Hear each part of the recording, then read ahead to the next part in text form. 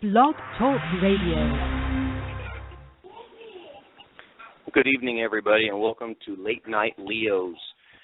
We are going to be talking with Caleb Wright of Royal Family Reptiles tonight about ball pythons. If you have any questions, the chat is up. Ask us in there. If you want to call in and ask, go ahead and give me your area code first in the chat, and I will go ahead and take care of you. And this episode is brought to you by Luxurious Leopards, Lilith Leo Lovables, the Reptile Report Marketplace, Holly's Homebred Reptiles, Happy Gecko Sticky Situation, Top-Notch Leopard Geckos. Tonight is co-host Jeff Scott. Jeff, you want to say hi? Hello. And we've also got Caleb Wright from Royal Family Reptiles on the line. You want to say hi, Caleb? Hey, everybody. All right, so Jeff, do you know anything about ball pythons? Not a whole lot. They roll up in a ball. They're really cool. Picky eaters. I don't know that much about the morphs. There's some cool ones out there. I'll say because I don't know. I know very little about them, and I know they've gotten almost as popular, if not more popular, than leopard geckos as far as morphs and traits and colors and stuff like that, patterns. So Caleb, why don't you go ahead and tell us where you started, not with ball pythons, but where you got started in reptiles in general. Probably when I first got started in reptiles, not exactly sure how old I was, but there was a zoo that unfortunately is no longer open, but it was local, called Walk in the Wild Zoo. And I believe it was a large Burmese python they had on display there, and I got to go in one time during feeding time when I was younger, and I was just absolutely transfixed by how fascinating it was to watch the animal eat like that with, no hands, feet, whatever, completely with its mouth, all muscle. And pretty much ever since then, I was completely obsessed with snakes. I mean, outside flipping rocks constantly during the summer, seeing what I can find and stuff like that. Always.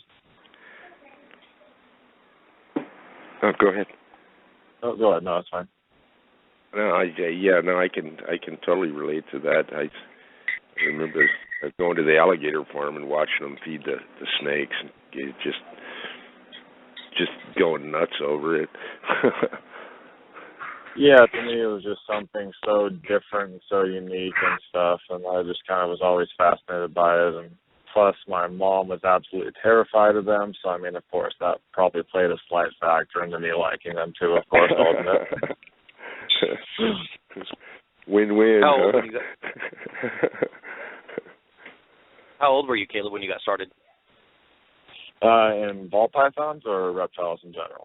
Just reptiles in general, when you started actually keeping them, when you were able to keep them inside. Let's see, if I remember correctly, the very first ones I actually got from a pet store, not counting all the snakes I caught outside and kept for a while and released. First ones I got from a pet store, I think I started with green anole and just some plain house geckos. And I think I was about 14 when I got those.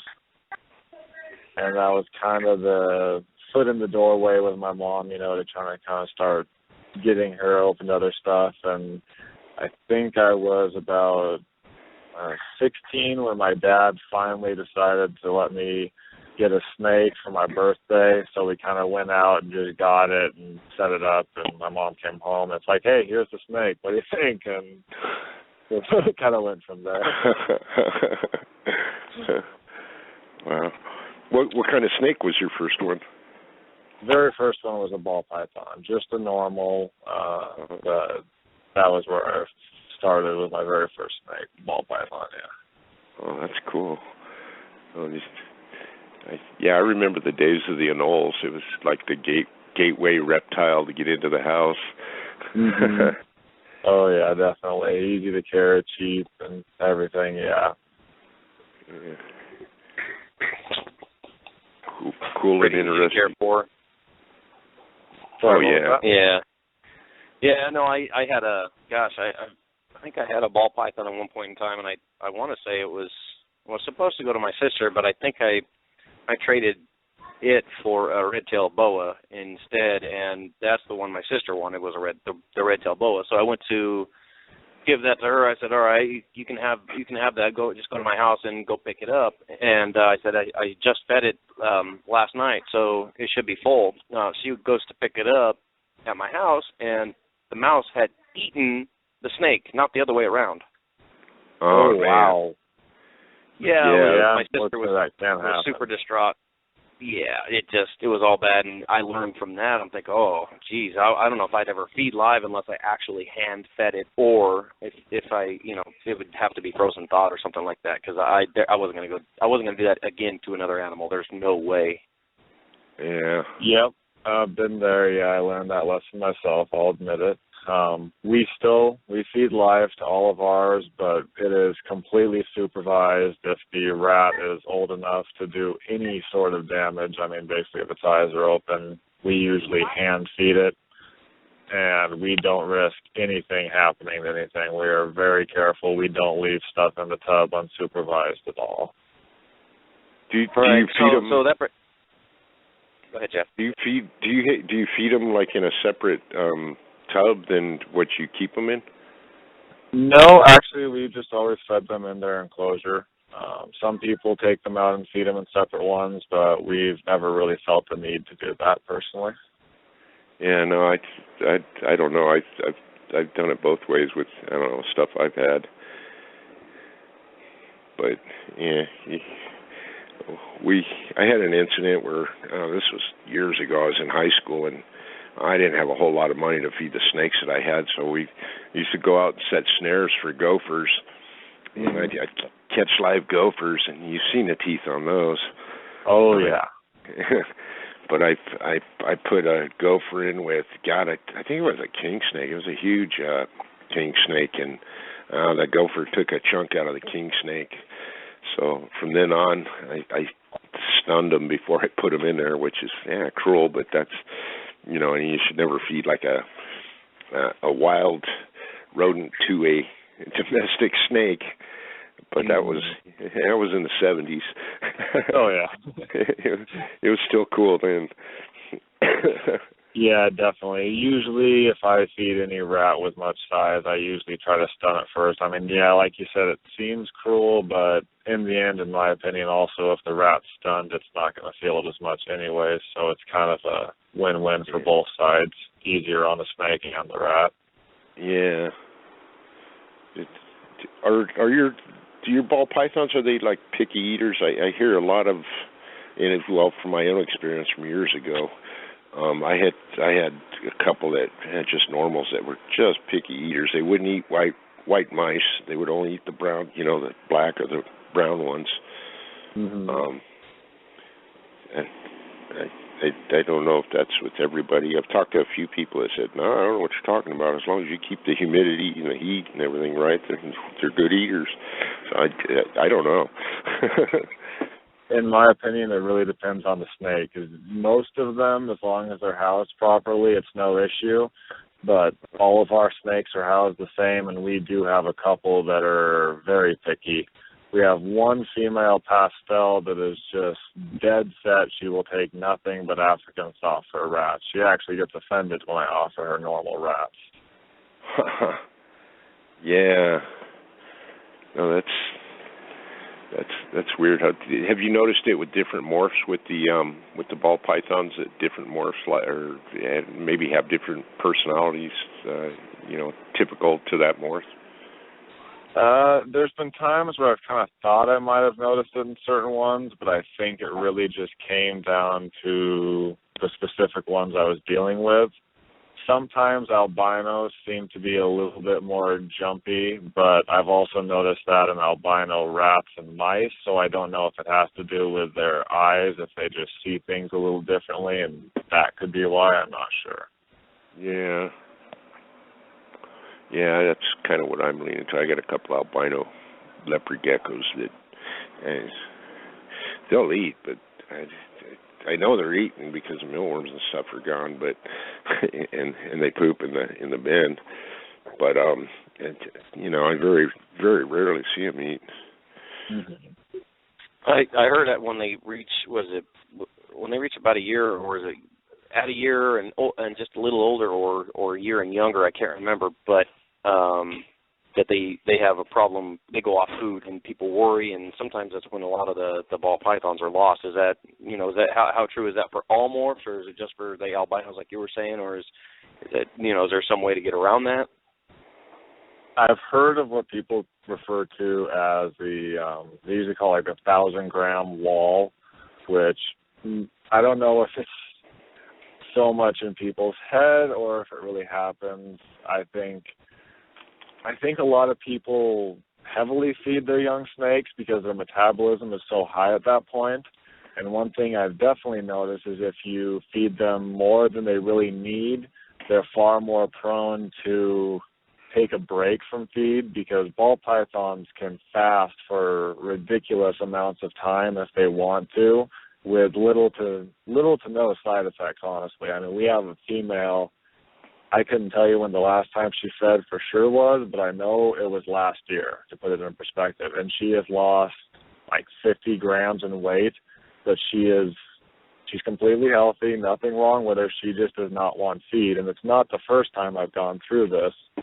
Huh. But I don't know. A lot of snakes, it really just comes down to the specific one. And like I said, I think a lot of people feed their hatchlings a lot. So I think it might be common for them to go off feed in the 800 to 1,000 gram range, just because they're letting their bodies catch up, because they've fed heavily in the past. Yeah. So when you say feeding heavily or the overfeeding, do you mean by the size of the feeder or by how much they're feeding, like the frequency-wise? Both can be a factor, because that really can come down to the snake itself, because some snakes will take multiple meals in a setting, and some snakes will be dead set that they only want to take one meal per setting. So obviously ones that are willing to take multiples, people have much more ability to overfeed them and stuff. So most snakes can regulate themselves, but it's really important for you to pay attention to how much you feed them, because at that age, you can definitely get them backed up to where they're not digesting it in time, and they can really cause some serious harm to the snake when they get to that point. And I've seen them do it. Well, they will overeat themselves if you don't watch it. Well, I guess it's like, I got a couple of leopard geckos that'll do that. A lot of people don't really get as meticulous as us, but when we feed our snakes, we actually go to the extent of weighing every single rat before we feed it, and I kind of have a percentage ratio of feeder weight versus snake weight, like how much I'll feed any snake. So I make sure I keep them in a safe feeding range, just so it's kind of not even have to worry about them overdoing it. Wow, that's a lot of more record keeping. Oh yeah, feeding day is a lot of work for us. Feeding, like I said, every single one gets weighed. We write down how much the rat weighed and everything, keep track of it on little note cards for every snake we have. It's a lot of work, but in the end, like I said, I've seen what can happen when a snake overfeeds, and I don't ever want to have it happen just because I'm busy and have so many of them. I want to make sure little safety things like that for them, Yeah, what do they get, like fatty liver disease and stuff like that? They really just literally back up. They need so much time, to digest that food, and if they don't pass it, their body just keeps filling up with, the food they're digesting and the food they haven't passed yet, and they just completely bloat up, and they just kind of get sick from it. I'm not sure the exact medical things that happen to them. That's just what I've noticed when it happens. They just get bloated, and you kind of have to wait until they pass it before you can start offering food again. So give us an example of what size the snake should be versus what size the feeder should be, and the duration you should wait before you feed that size again. Generally, for most snakes, we shoot for about 15% their body weight, roughly. except for adults, they really don't need that much because their metabolism has slowed down a lot. So, I mean, for a large snake, 10% is about the most you'd ever need to feed them, and sometimes they'll go a week or two without it. So with the hatchlings, when they're under about 500 grams, we'll usually offer twice a week, but we'll offer smaller meals to compensate for that. That just kind of helps them because, like I said, at the younger age with their faster metabolism, they can digest it, but the smaller meals keeps them from getting backed up. Wow, I never really thought about that. Yeah. Of course, I don't have a lot of snakes, but that's interesting. How do the females go off food when they're ovulating or when they're gravid? Generally, yes. Some females will kind of keep eating all the way up until they lay, but yeah, that's usually a good sign that they're either building or gravid. And the males will tend to go off feed during breeding too, which that can be a important thing. When the males are off breeding, it's important to kind of get them built back up a bit in case they go off feed during breeding season that way. Especially with younger males, you don't want them to get too skinny because they'll go off feed for months when they're breeding. Yeah, that's because they got one thing in their mind. Yeah, it's just the same way with leopard geckos are kind of the same way too. You get some of them that'll do that. That's amazing. How many snakes do you have? Roughly. Counting stuff we have available right now, I think we're in about the 70 to 80 range. Yeah, that's. How was your breeding season this year by chance? Because I know one of our other friends that's actually right here, right in the neighborhood I live in. He said his year wasn't so great, and he thinks it's due to the lack of rain here in California. And I know you guys get a lot more rain up there, and you're in Washington, right? Yeah. So our season wasn't too bad.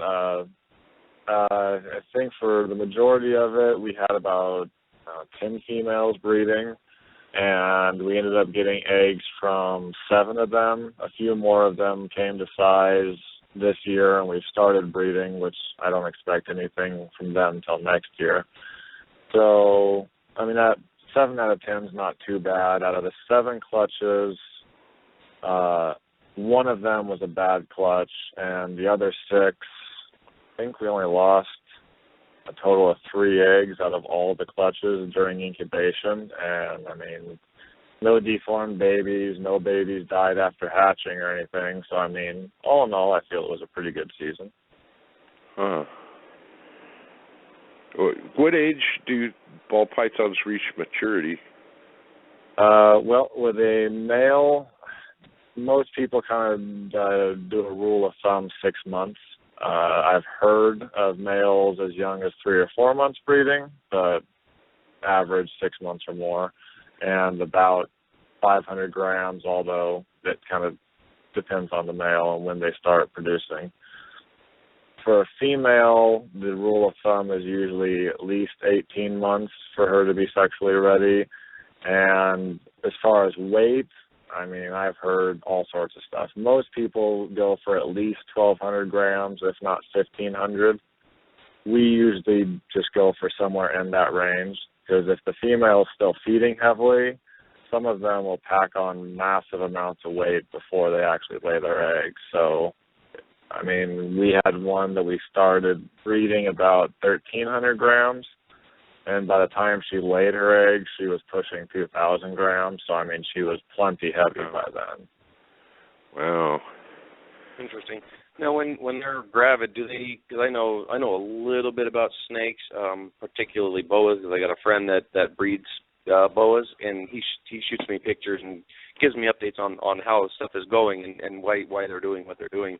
Do they do like a heat conservation coil or post-ovulation shed or anything different that you know that they're ovulating and stuff like that?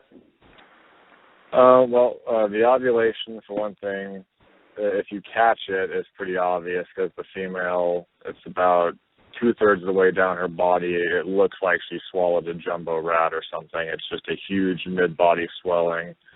So I'm not sure the exact time frame afterwards, but yeah, after they ovulate, then they'll have a post-ovulation shed, I believe, and then I believe it's pre-lay shed after that. And then it's roughly 30 days after the pre-lay shed that they lay their eggs, although I think I heard of someone this year claim that their female went 75 days after pre-lay without laying, or until she laid. So that can vary too. I think all of ours laid within 30 to 45 days. Oh, that's pretty quick. Do you cut the eggs after she lays? I mean, when do you cut the eggs? Or do you even cut the eggs you let this hatch? We cut most of our clutches this year. There was one of them that we let pip on their own. It was kind of a mystery clutch. We bought a super lesser from Ralph Davis that he produced in 2012, and it was super lesser is a pure white snake and with blue eyes. So we couldn't tell if it carried other genes that the parents had, so we kind of weren't 100% sure what the babies were going to be because there was 2 other genes he could have carried. So just to kind of make it more fun and more of a surprise, we did let those babies pip on their own, and he did end up carrying one of the extra genes. Cool. That's always cool when that. It's always neat when that happens, or it can be bad too, depending on what you're dealing with. Yeah. Yeah. So you were asking though how early we cut. The earliest we cut, on our first clutch we did day 52, and in my opinion, it was a little bit early. It didn't. I mean, I've heard plenty of people who do it that early, which is why I tried it then. But I didn't really feel like it was necessary. So after that, we tried waiting till at least day 56 before we'd cut, and I think some of them we just waited until day 60 because then they were going to be coming out in a day or two. So just to reduce risk and stuff. Okay, so now why would you? What are the problems if you cut too early versus if you don't cut at all? What are the problems with either? And saying you cut at 60 days, I think is what you said, right? So what would be the problem if you cut too early, and then what would be the problem if you didn't cut at all?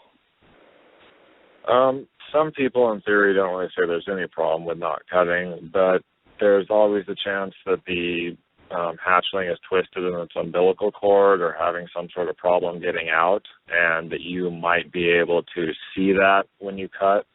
So that's really the only benefit of cutting, is just to kind of make sure everything looks okay and like it's going to come out fine. But some people say, that's nature. If it's not going to make it, it's not going to make it. So that's kind of a back and forth on that. As far as cutting too early, you run the risk of the egg drying out if you don't have proper humidity.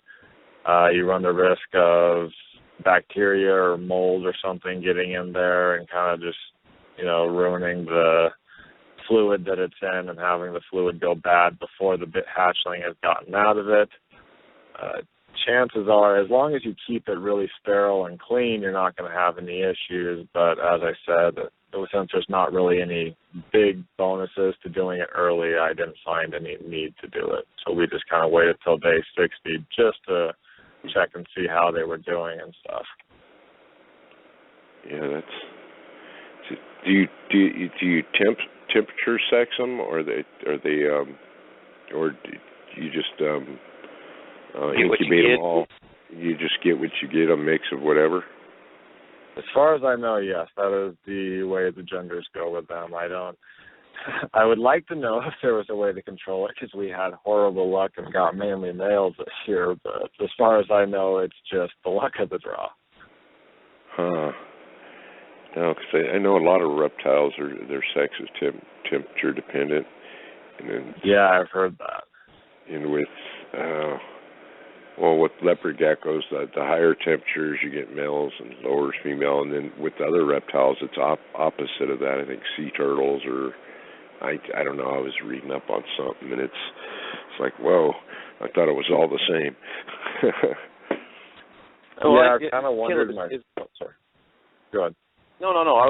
With the isn't there? I've read it before even that with ball pythons you can get a male that is a male maker or a female maker. Is that with just a certain morph, or is that something that happens eventually, like with polygenetics or anything, or is that just with certain? How does that work? The only one that I know of that would be is the banana or coral glow morph. And my favorite.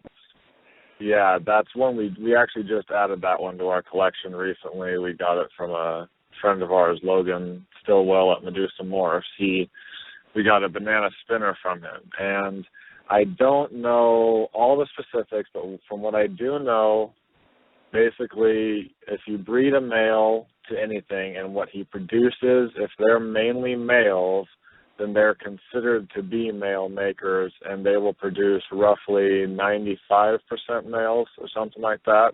And they will occasionally throw a female. And it's either if the clutch comes out with a female or multiple females, you then consider the males to be female makers, and they will produce mainly females. And to my knowledge, the female bananas, they're just 50-50. It doesn't really matter either way. Huh. So it's just the male bananas that are just male makers or just female makers, and there's not like with a banana there's not a 50-50 or a core glow like you call them. There's not like a 50-50 ratio type of thing, or okay, this year he swung this way, a little more female heavy, and next year he'll swing a little bit more male heavy. No, yeah, it seems to be that it tends to have it either, like I said, like 95% male, 5% female, or vice versa ratio with the males. And if you were to produce like a clutch that had 6 males and 2 females, chances are I believe most of the males would be banana as far as I know too. But I'm not 100% sure on that. It's a really kind of weird one, and people are still kind of learning, because at first they thought it was, okay, it's a male maker, it makes nothing but males, and then all of a sudden people started getting they'd do 10 clutches, with this boy, and he'd produce like a female here and a female there, so they kind of started to figure out it's not all 100%, that sometimes it'll throw a little bit here and there too, opposite way. Wow, that's... How soon can you tell that tricky. it's a female? Sorry, what was that? How long after the snake hatches or pips can you tell that it's a male or a female? You can sex them pretty much as soon as they're out of the egg. You can either pop or probe them to check their gender right as they come out. What's the easiest? What was that? What's the easiest way to sex them? Is it popping or probing? Which way do you prefer, and why? I usually do both. I'm not really good at popping yet, so I usually do that for practice more so, and then I probe because that's a lot more accurate, and then I confirm, just to see which way I'm going to learn better at probing. So I would say that probing is definitely more of a learned skill, popping is more of a learned skill. Probing is definitely more accurate in my opinion. Wow, sounds painful. Yeah, it's definitely something you don't want to do if you don't know what you're doing. Because I imagine it could be very painful for the snake if someone didn't know what they were doing. I'd probably bring it to somebody if I was just learning how to do it. I've pop sex like by gopher snake and different snakes through the years. I pop sex, that's pretty easy to do. Mm-hmm. On some of them, I don't know about pythons. It kind of depends on the snake, how relaxed they are, from what I've noticed. Because if the snake doesn't want you to, they will just throw every muscle they've got into keeping you from doing it, and it can be a real pain to pop them then. And then some snakes will just relax, and it's really, really easy to do. So. Wow. I wonder how they do that with venomous. Good Lord. Oh, yeah. That would stick their head in a tube. Yeah. That's right. I've seen them. That's how they milk a lot of them. They just put their head in a tube and let it, like not a piece of PVC, but some acrylic tube kind of a thing. Yeah, yeah. And, huh. What's your favorite morph there, Caleb? Oh, it's kind of a toughie, I'd have to say. Favorite recessive morph would be clown. Probably my favorite codom morph would probably be phantom, I would have to say. Phantom. What about a polygenetic trait? Is there a favorite there? I definitely like the banana one, but I just have to say overall the phantom's probably my favorite. I'll have to look that up. Yeah, I was going to say I have to look that up also. I kind of know what the clown looks like. I mean, it looks very similar. I'm sorry, I have to say it, like a normal to me. A plain clown just as the pastels do too. What's that? Yeah, the plain clown definitely does look similar to a normal. For the most part, they have more intense dorsal, and their pattern kind of just gets exploded and a little mixed up. But once you start adding other morphs to it, they can really, really be eye-openers. I mean, there's some really cool combos that people have made recently with them even. It kind of enhances what you mix it with. Is that kind of what you're saying? Yeah, it's for the most part, it's a pattern mutation. I mean, it just kind of tricks out the pattern, and like I said, a lot more dorsal. It really opens it up instead of having. Very few clowns will have any pattern at all in their dorsal. It'll just be a really opened up blush marks and stuff. I see. Yeah, I always like the pied ones. I don't know. I'm old school. Oh yeah, we like the pieds too. That's actually going to be the first pairing we're going to be doing with that banana spinner. We have a pastel pied female that's just getting the size now. So once he's old enough, that's where he's going to go. Yeah. When you do the pied ones, what's more? What do people want more? What are you going for? Are you going for more white, or are you going for equal non-pattern to pattern, or how do they rate those? I always wondered that. That kind of comes down to personal preference from what I've heard. A lot of people, of course, like the higher white, but in my opinion, the low white ones can have some of the most beautiful patterns because there's just so much more pattern into them. The female we have, she's a pastel pied, and she's like next to no white. She has like two small rings coming up on her body and almost solid pattern other than that. And while the plain pied with no white kind of isn't that appealing, when you start mixing it with other stuff, like if you had a very low white banana pied, to me that would be a really, really stunning animal as opposed to a super high white banana pied because you wouldn't see much of the banana color. Yeah, I see what you're saying. And that's recessive, right? The pied? Yes, yeah, pieds are recessive. Okay. Yeah. So what would happen if you put a pied with a Lucy?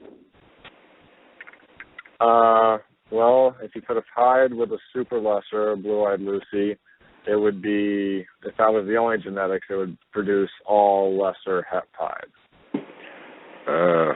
Interesting. So there's no visual pied Lucy. Actually, from what I know, when you mix lesser with pied, they almost tend to kind of go pure white. Even just a plain lesser pied, they don't have much pattern to them. And super lesser pieds, I think they call it a white wedding pied or something like that. I don't know for sure. That's a interesting name. White wedding pied. Huh. Yep. They tend to not have normal faces. Their eyes tend to be really beady, and they kind of sometimes have a bit of a duckbill face. So it's never been something that's really interested me. There's just a few different morphs that they tend to have genetic defects like that, and to my knowledge, the lesser and stuff like that, the super lesser pieds, I believe it tends to be pretty common for them to just have, like I said, the beady eyes and the little bit of a duckbill face. So interesting. And what other genetics are not that aren't compatible? I guess what shouldn't you do if you're going to be working with ball pythons? Well, let's see. Ones that definitely shouldn't be done. There's a champagne spider, tends to always be lethal. Super champagne has always been lethal as far as I know too. There was a guy last year who was pretty excited, thought he finally produced some, but I think they made it less than a month. They just don't, it seems to be neurological. They don't seem to function properly. There's the cinnamon gene, super cinnamon tends, it's not always, but there's high frequency of, I believe, the duckbill happens with them too, and they will have kinks in their body frequently. And caramel albino gene is also one that tends to have kinks in it sometimes, which is kind of a reason people have steered away from those ones. Those are the only ones I can think of right now, although I'm sure there are a few more. And the spider gene also, pretty much every spider has what people call a wobble to a degree or another. Some of them very severe, some of them you can't really ever notice it. Yeah, those guys also turn upside down too, huh? The spider, does it turn upside down and do weird things like, do stuff like that, not only the wobble, but like stargazing, and it like twists and contorts its body? Some of them will do that, especially if they're stressed, or sometimes like when they're really hungry, they'll start acting really, really goofy too. Then that's usually where they'll do it. I've heard stories of ones that are so horrible they can't even eat very well and pretty much have to be assist fed, but we don't have that in our collection, any of them that bad. And from a few breeders I've talked to, I mean, some people don't believe it is, but some of the ones I've talked to, they definitely believe it's genetic, that if you kind of try to not breed ones that exhibit it really bad, you won't see it as much. Wow. Is spider to spider, is that a lethal pairing? I know for a long time in the industry it has been believed that it is. I can't confirm that it isn't myself for sure. I've never done it and don't feel much need to do it, but I have heard of people kind of make jokes about it, and people say they've done it and that there really isn't anything negative about it. I think some people earlier on may have done spider-to-spider pairings, and maybe they had ones with horrible wobble, and they decided that was the super spider. I'm not sure.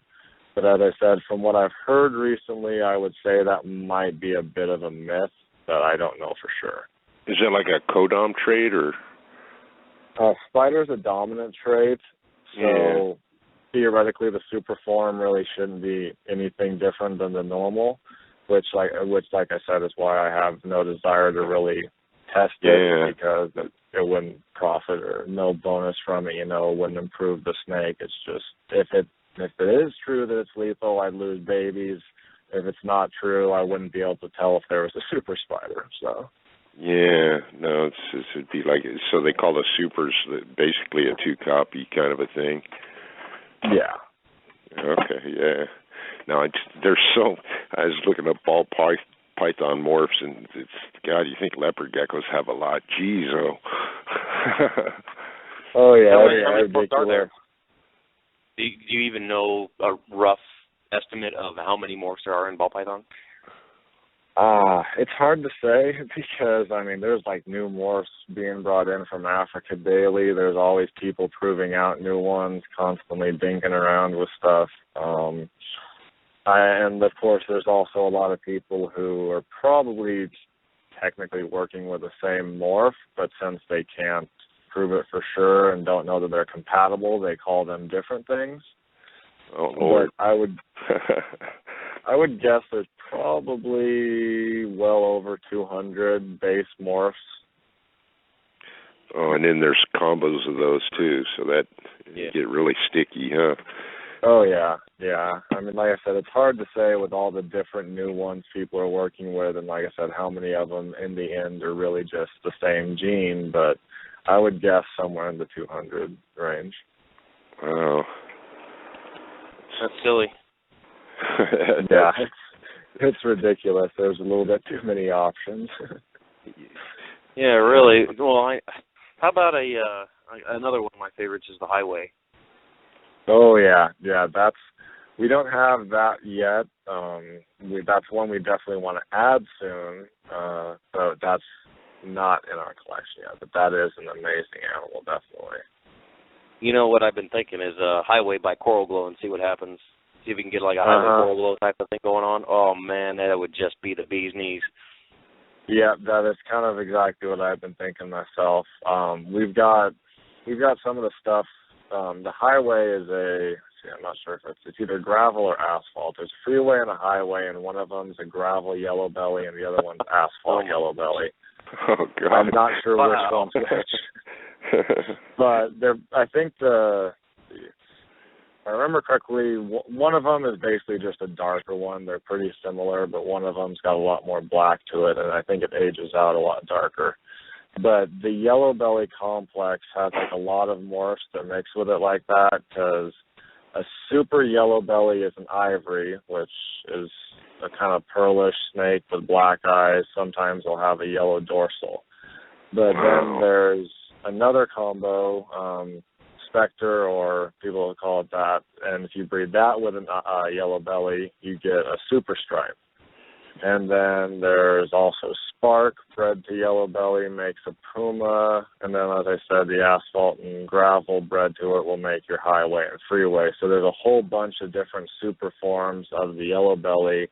Simply, they're just different morphs that are on the same allele as yellow belly, basically. I see. Yeah, it's just different lines or strains, or yeah.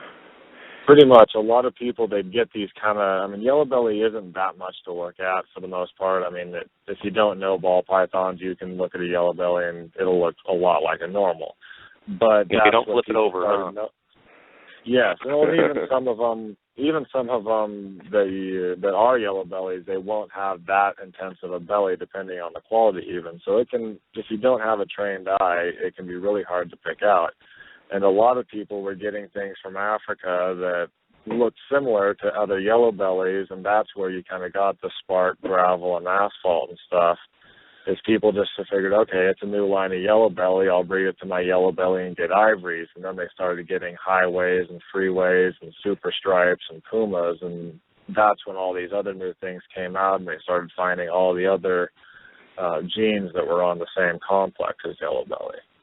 Wow, so they're still importing the wild caught from Africa. Definitely. They're still accessible. Wow. Yeah, seems to always be something new coming out of there. Different locale or stuff. I've kind of questioned myself. I don't know exactly what causes it, because it almost seems like it would have to be just some random occurrence in genetics, because if the gene wasn't there to begin with, where is it coming from? So I'm not entirely sure what causes the new morphs to come about, if it's just a lining up of a bunch of genes, or if it's actually just a freak of nature, total mutant coming out of nowhere. Yeah, I'm sure a lot of it has to do with their, where they're from, that the type of terrain, or maybe diet, or for millennium they've been, they come from different parts of Africa, right? Africa's huge. Oh yeah. When I don't know of all the places, but I know Togo and Ghana are two of the places that they import from a lot. I know those two. I've even heard of they have regular ball python farms over there where they're breeding them for export, and that and so I don't know what gets mixed in over there, or it's pretty crazy. When they first did the importing, I think they pretty much just were thinking, okay, here's a bunch of normal ball pythons, let's ship them out. They weren't thinking much of it. They were just looking for the real screamer ones, the obvious morphs. And they would sell those ones to big bucks for the breeders. But then over the years, there would be people that would pull stuff kind of like the yellow belly out of these. They would usually sell them in grab bags. It would be like 10 hatchlings a bag, like $200 shipping, you know, and you'd get some babies straight out of Africa. They usually would, they'll go out, you know, catch gravid females, bring the females back. The females will lay the eggs, then they'll hatch the eggs, and then they'll usually ship them out within a week or two. People will usually get the babies before they've even had their first shed. And then people would go through them. They'd see kind of, you know, funky patterns and stuff, and they'd try to prove it out. And over the years, there was just a few times where some of the things people pulled out of the grab bags were incredible, like game-changing morphs that are still going. I mean, there's like one GHI. A guy pulled 3 of them out of one grab bag a few years back, and those things are still selling for, I mean, the combos are still selling for thousands on them. And the single genes, I think the male single gene is just now dropping around 1,000 or below. So the importers kind of got a little more careful after that, and they sort things a lot more now than they used to, I think. So they keep tabs on what's going on over here and wherever else they're the breeders are shipping, I'm sure. Mm-hmm. Wow, that's amazing. Yeah, that's great. Hey, how many different albino strains are there? Let's see. Well, there's plain albino, lavender albino, caramel albino.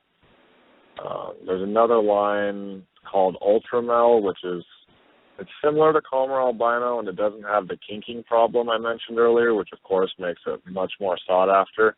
But from what I've seen, I think it's also a little brighter colored than caramel albino. To me, it's a little better looking. There's toffee and candy. Those are other lines of albino. Are they compatible?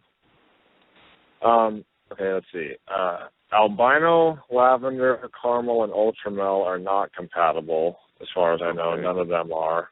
But the toffee and candy genes are compatible at least with the normal albino gene, because if you breed a visual candy to a visual albino, all the babies will be candino, which from what I don't know a lot about them, but they look a little bit brighter, and from what I know, for the most part, when they're hatchlings, they all look the same, but the candinos, candies, and toffees go through a pretty dramatic color change as they age, and instead of coming out like your typical white and yellow albino, they kind of come out more, I don't know, light purplish colored, you know.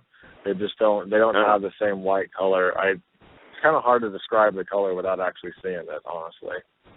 Wow, is mixing albinos is that like a no in, you know, is that taboo in the ball python world also, or?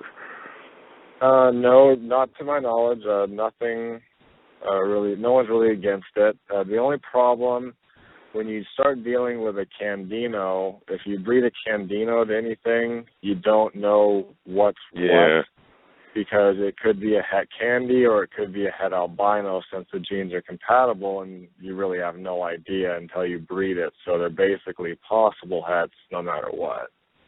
Yeah, I know it's like further down the line in the project, you don't know what you're dealing with. Yeah, and unfortunately that kind of makes a lot of people apprehensive to buy them, because unless you really trust your source, you could be getting taken, you know. I mean, did they really breed a pure candy to something, or did they breed a candino when they're just trying to sell them as candies? So it kind of comes down to a lot of people want to be careful who they want to get those from, just because it's kind of hard to tell. And some people who are newer to it probably don't know that too.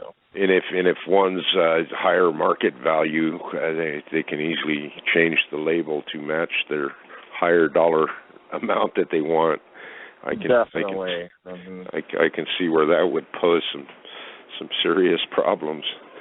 Unfortunately, you kind of got to worry. I mean, as with anything, there's unethical people out there in this hobby too, so you just kind of got to got to check and see, make sure that it's someone you can trust, or that they have a good guarantee backing it or something. So. Yeah, no, I always worry about that kind of stuff.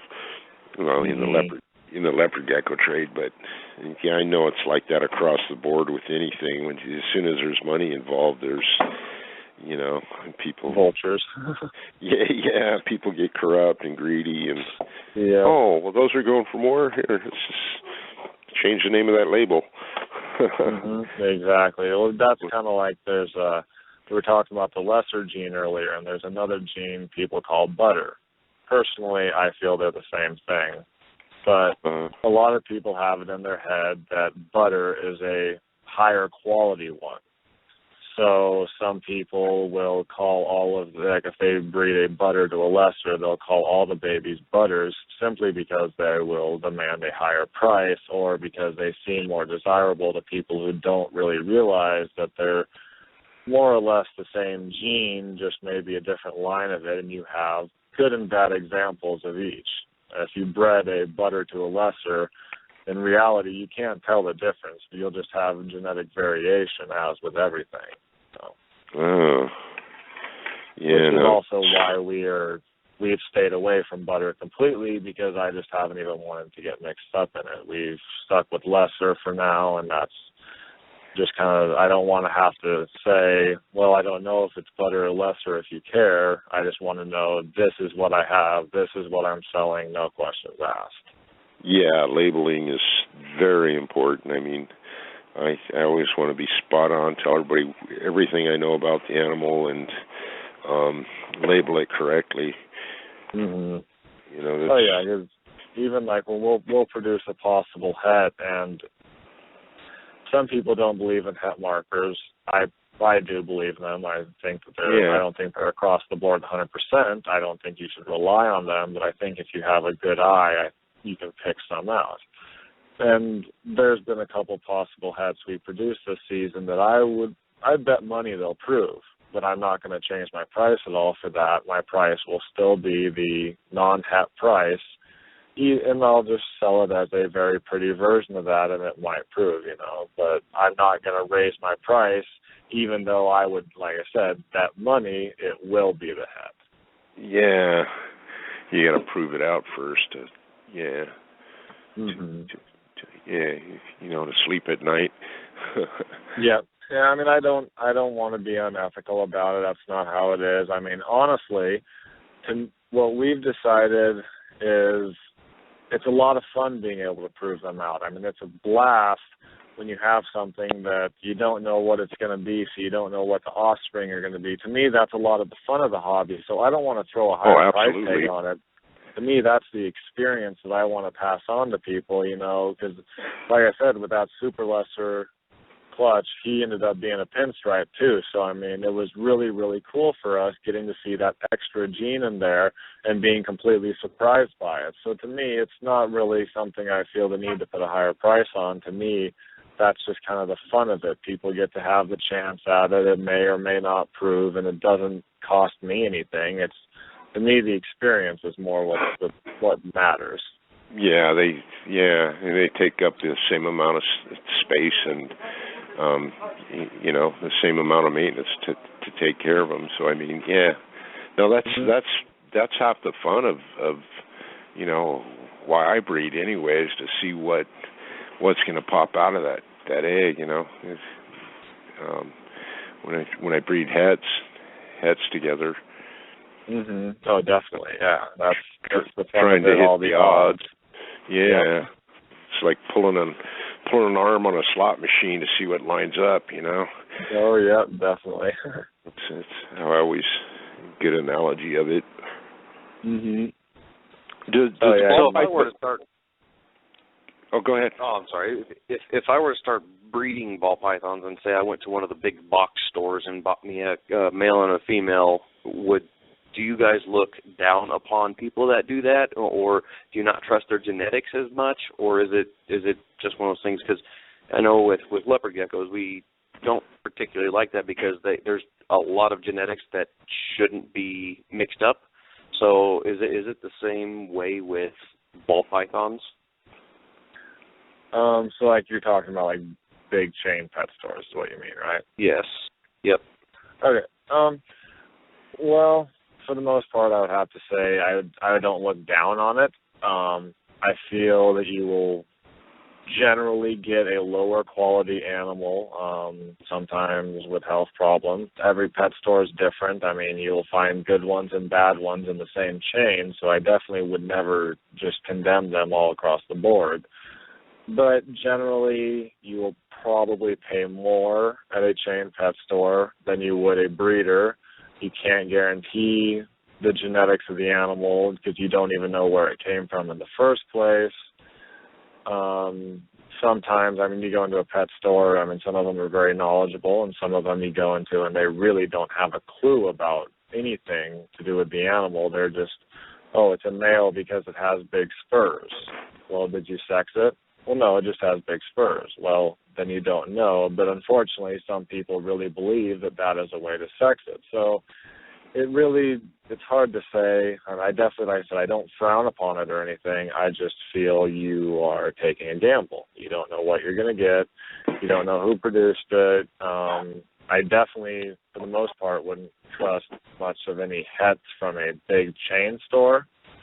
So it's not frowned upon, but if you just want to get started, and get like a pastel male and a normal female, it's not really a bad place to start. You can see the animals in person, which to some people, the idea of buying an animal online and having it shipped is just kind of really weird. They like to be able to see it right there. So it comes down to personal preference, I think.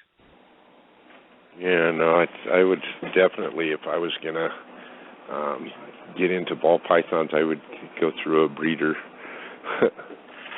I definitely, I would encourage it myself, but it would. Yeah. I think you would have a better chance of having a good experience.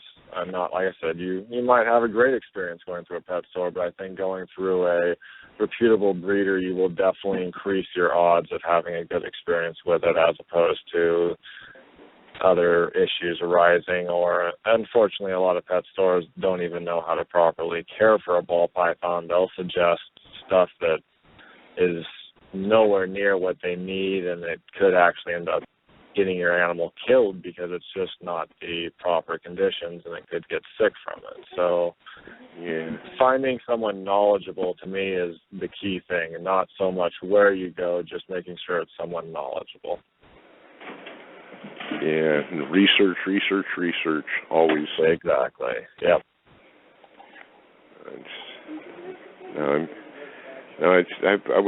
We just did the Sacramento show last weekend. I just went and looked, but I was looking at all the different ball pythons there and talking to the different people, and it's really interesting. But my leopard gecko room is full. I'm in deep. Well, I know the feeling. Yep, we're pretty much. Do you work with? Kind of getting there. Sorry, go ahead. What? No, do you work with anything else other than ball pythons? As far as breeding and reptiles, no. That's the only ones that we're breeding and raising. We have the only other reptiles we have at the time being. We have a pair of normal leopard geckos in the house, green iguana, and a reticulated python. That's the only other ones we have. But breeding, we just have the ball pythons. And you do it all out of your house. Geckos. Sorry, what was normal that? leopard geckos. I'm sorry. I'd like to see those. If you should post up a picture on Late Night Leo's, even on a Facebook page or something like that, so we can check out. We don't see normals very often. I have one here, but an actual true older normal is darn near hard to come by. Yeah, actually, there were just a couple that a guy from my last job had, and he needed to get rid of them because he was moving. So we just, whatever, we'll take them in and take care of them for you. So I mean, I think they're normal, but I'm not knowledgeable really at all with leopard geckos, so I wouldn't know for sure. It's just like just us. Pictures, man. We'd like to see them. Yeah. Okay. Yeah, definitely. No, it's Please, just like ball pythons. Really, we'd really like to see them. A lot of them, like you were saying, the pastels next to a normal, you wouldn't know the difference. Oh yeah, definitely. Yeah. But Yeah, it's a trained eye. Oh, even if you think it's something, you have to prove it out anyway. Exactly. Yeah. I've seen some ridiculous looking animals that some of the bigger breeders have dinked with for years, trying to prove it and trying to reproduce it, and they'll spend years trying and nothing comes of it. But the first animal they started with was insane, but you just can't really, either you don't get the genes to line up or it was a total freak of nature. I don't know. Yeah, and that just happens where something just bizarre pops up, weird patterns or darker markings or whatever. Oh yeah, we had that happen in one of our clutches this year, actually. So how hard is it to stay focused on the morphs that you're trying to make, and then when something like you just said pops up, do you get sidetracked and want to prove that out, and you start a whole new project and on and on and on? Yeah, pretty much. We had let's see. Well, the biggest one probably, we bred a visual clown male to a spider female.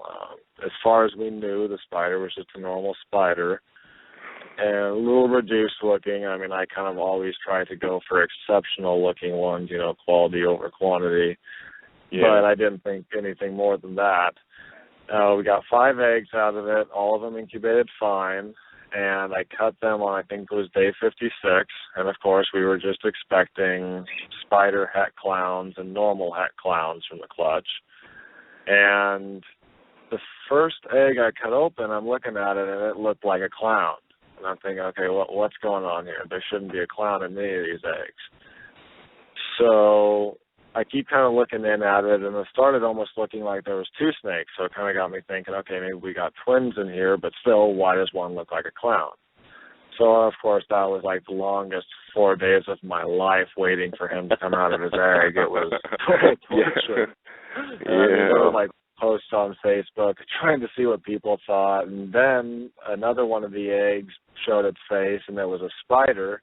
And her face pattern was all broken up, which is the way a spider clown should look. So I started thinking, okay, is the spider female het clown by chance? And no one knew, and I'm just happening to prove her out.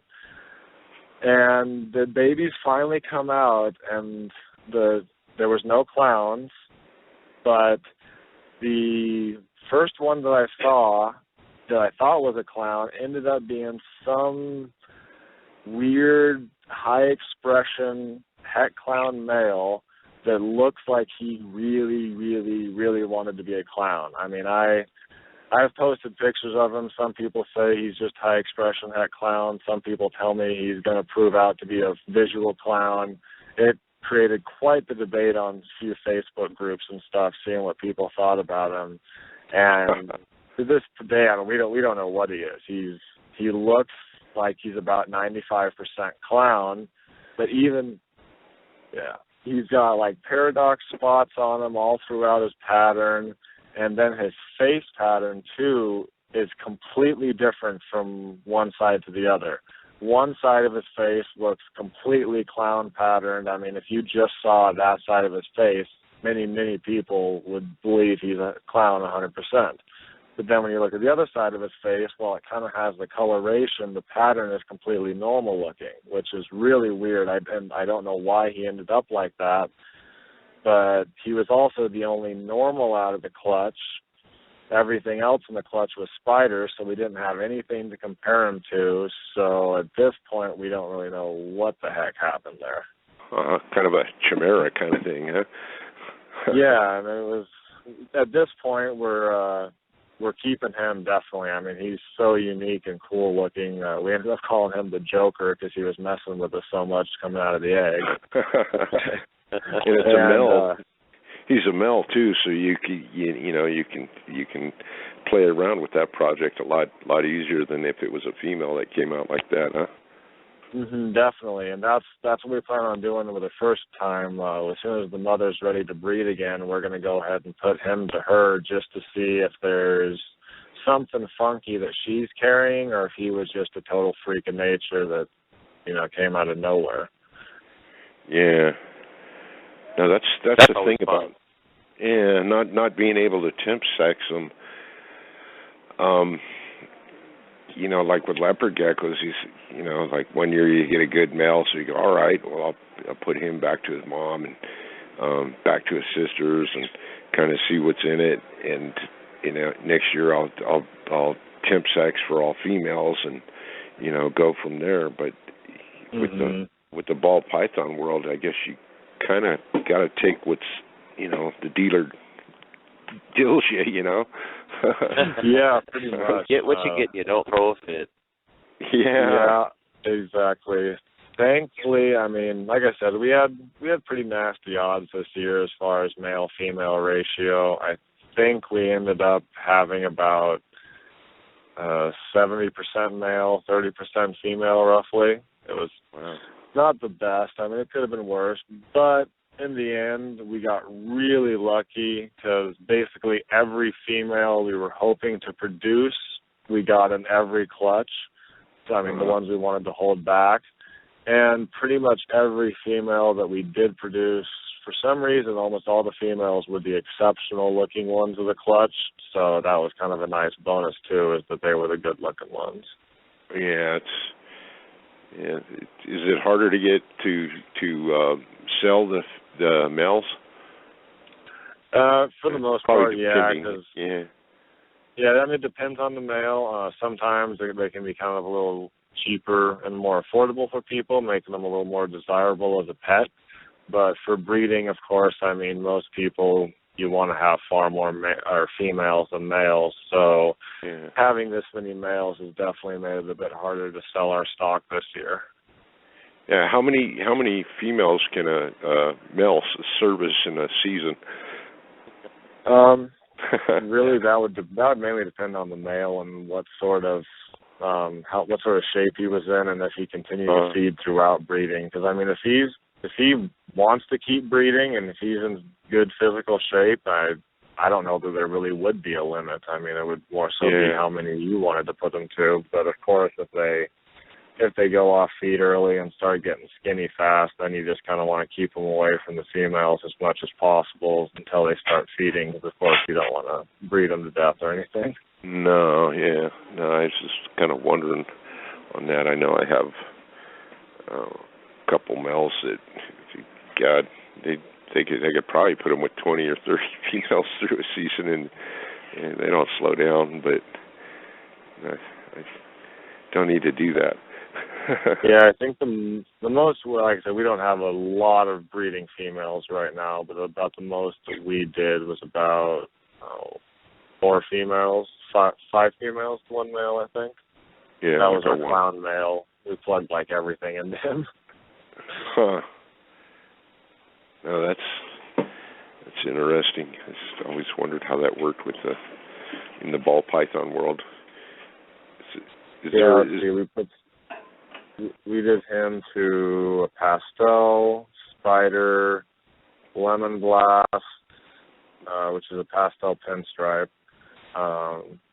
There's a lesser female that's a possible hat clown that he's been breeding to. We're really hoping that one's going to go because that female does not look lesser at all. So we're pretty darn sure that she's going to prove hat clown. And we bred him to she's a butter. Huh? Oh. She's a butter. If she doesn't look lesser, she's a butter. Yep, exactly. And we bred him to a visual hypo female to get some double het hypo clowns. So I think, he's been with 5 females this year. Oh, attaboy. Oh, yeah, he's a very avid breeder and feeder. He's a good boy. He works very well. And he's, I think he's about one of our largest breeder males. He's a pretty heavy boy, and which works out pretty well during breeding because he can pretty much get at any female.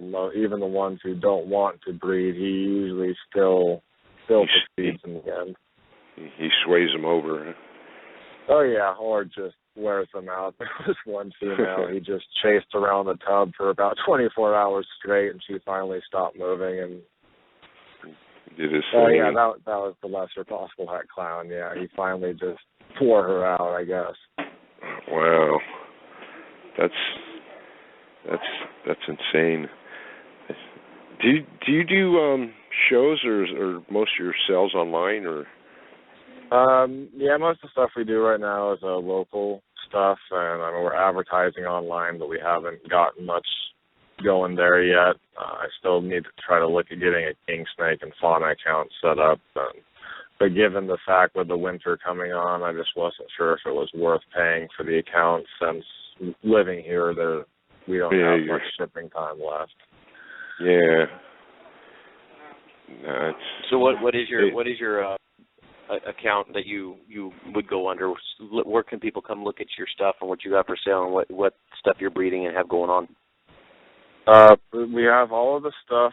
I try to keep most stuff updated on our Facebook site, Royal Family Reptiles, and pretty busy lately. But I've just been trying to keep updates going, and a lot of the clutches we've had, there's pictures of them on there, and I just kind of try to do a few updates a week on things here and there, and I have a list of everything we have available right now on that site too. I'll have to check that out. I'm learning. Yeah, actually, if you do check out Royal Family Reptiles, it was only a couple posts ago, but I posted a picture of the Joker, that one kind of funky het clown boy or whatever that I was telling you about. Yeah, and you'll see what I was meant. looking every day. Oh, okay, yeah, he's just wild looking. I don't know what he is. Yeah, so I saw you asking everybody, what the heck is he? He looks this. He looks like he wanted to be that. And what is it? Does anybody know? And somebody's like, hey, it's pretty cool. I like it, whatever it is. Yeah, that's pretty much what I've gotten. I mean, I had one guy talk to me, and a long time ago he had a similar occurrence happen. He bred back when like clowns first started, he bred a het clown to a normal, and kind of got the same thing, a really crazy looking, nearly visual looking clown, but of course a het to a normal, it shouldn't have produced it. And he said, given of course that it was new at the time and he had no females, it took him a long time to prove it out, but when he finally did prove it out, it bred like a visual male clown, which doesn't make any sense at all.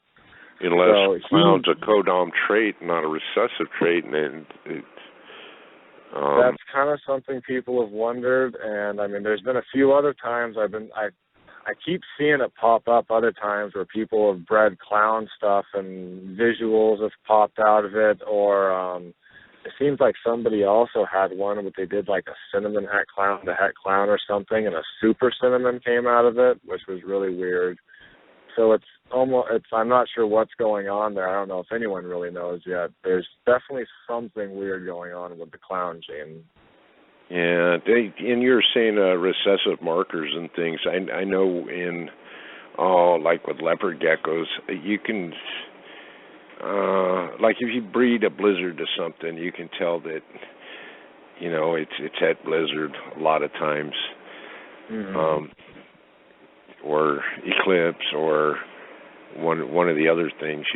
I don't know. I see it in my own stuff that I'm working with, and then I'll see something posted, and I'll say, hey, what is that? Is it het this or that? And the people, they confirm it. And it's like, oh, okay. So, and you shouldn't be able to see markers from recessive genes, is what I've always been led to believe, or maybe that's just what I picked up along the route.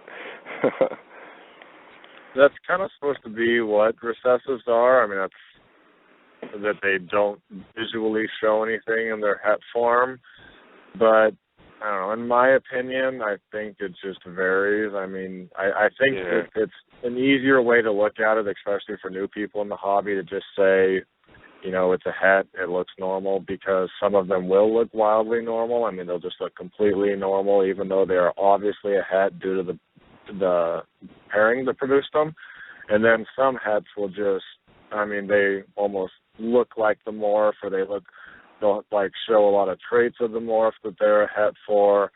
So I think it's just an easier way for people new to the hobby to grasp it, that, don't think that everything is, because like with the pied gene, there's the main marker people go off of is they call it railroad tracks on the belly. Basically, there's like solid black lines on the belly. And on the locomotive scales. Yeah, exactly. And unfortunately, of course, given that, you could have someone get a completely normal snake and it has train tracks, and they can say, oh, okay, well, this is a het pied, I'm going to sell it as that.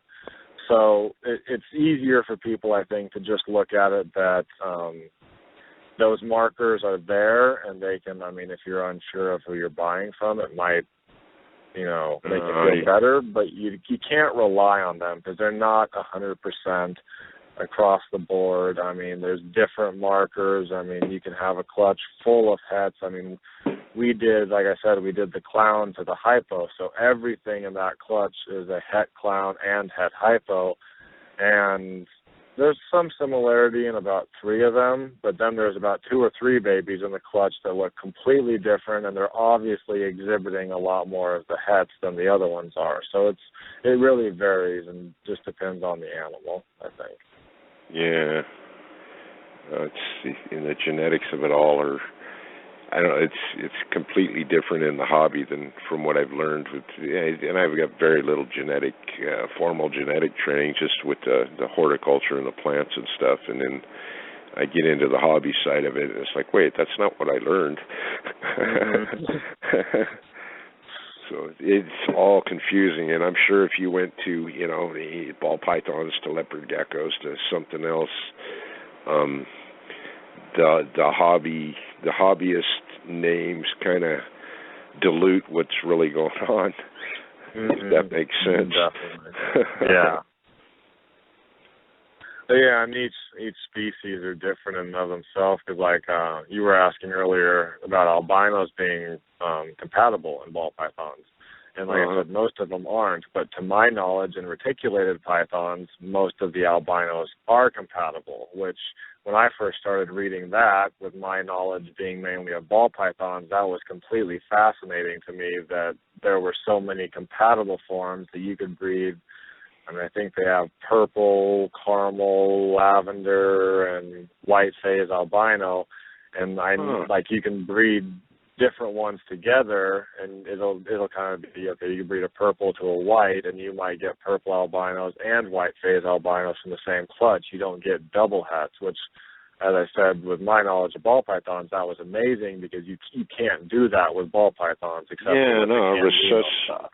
recessive head. If it's albinism is a true recessive head, and it is albino, then it should be het for the other, right? Yeah, that's kind of how I've always viewed it. And I was looking at someone's page when we were looking to get our first retic. I was seeing pairings that were saying like, you know, purple albino male and white albino female with the parents, and I'm like, well, wait, shouldn't it have been a purple albino and a white albino het purple? And then I started doing more research into it, and it was like, no, you can breed those two together and get both types out of it, which to me, like I said, like you said, it's not the way we know albino, and that's kind of the thing, all the different species, it's wildly different how the genetics are. Wow, I got to look into that because that just throws everything. You know, I would think that both the parents of something like that would be double het in the first place to produce the 2 different types. But that's what I would think myself too. Yeah, I'm not sure exactly how it works, and the fact that was just something I kind of noticed when we were looking into getting our first retic. I started seeing that with the albinoism in them. Wow. Yeah, you could put a purple albino to a lavender albino, you get a royal purple. Right? No? Mm-hmm. Oh, come on. Okay. I have no idea. Sounds good to me. No, I got to look into that because it just kind of throws everything that I think I know out the window, and I don't know that, you know. I'm no expert. Well, that was kind of like what the banana gene did to the ball python world, because until banana came along, that whole, you know, male-female ratio thing had never even been heard of. And I'm not entirely sure of the specifics of it, but just due to the way that ball python genetics work, I think people didn't believe it was possible for this to happen. Yeah, so, that's like they're genetically disposed to be either or. Yeah, and they don't have this one comes out.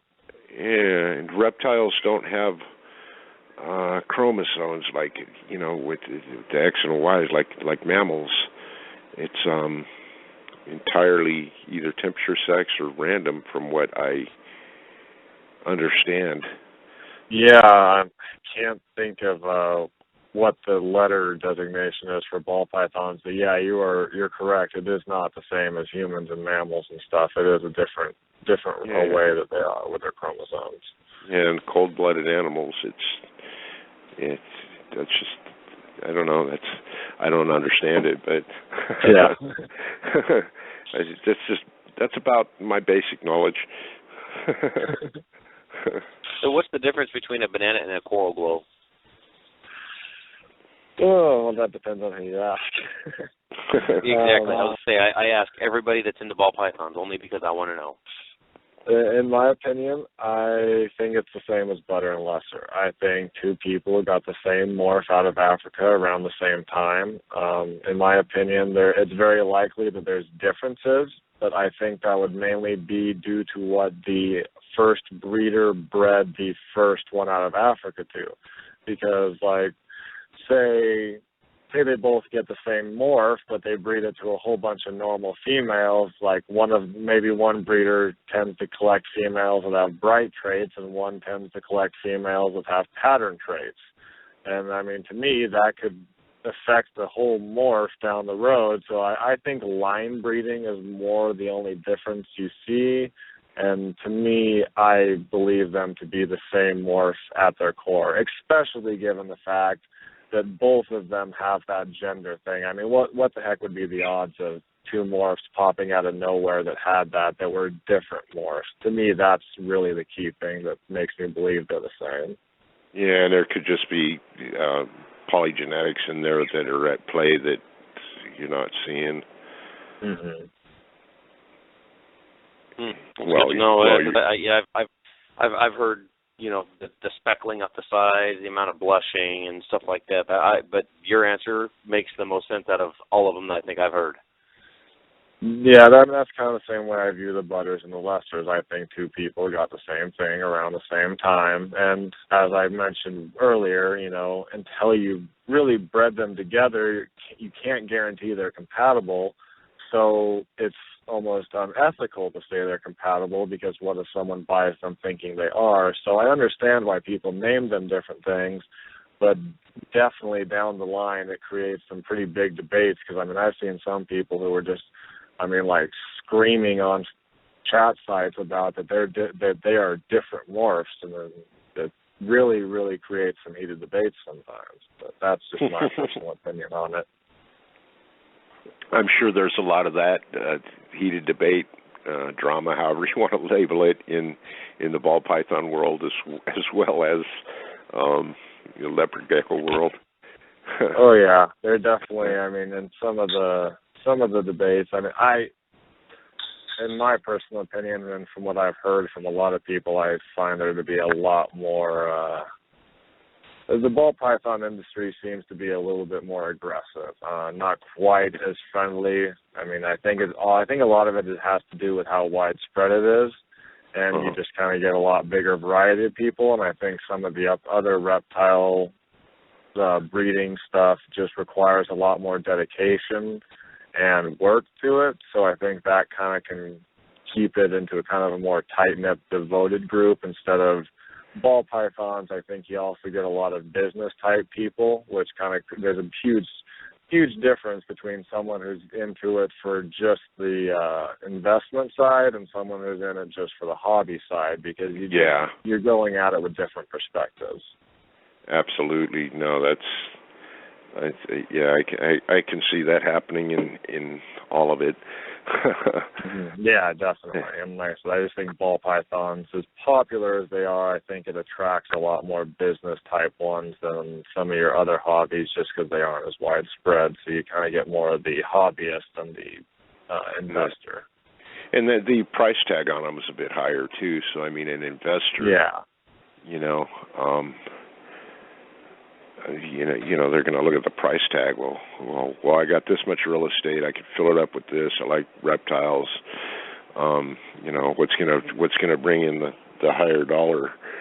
Mm-hmm. So I can see where it all gets diluted, mm-hmm. or what's the word? I don't know. My brain wanders. Yeah, we've really tried ourselves to kind of try to stay as hobby as possible with it.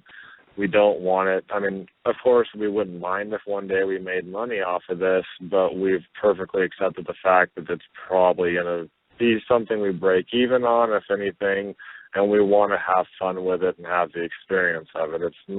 We're not really going into it looking to make a ton of money, because we want to have fun with it. We want to enjoy it, and just for the passion of it. I mean, we don't want money to be the driving force of it. We want the interaction and enjoyment with the animals really to be what drives us.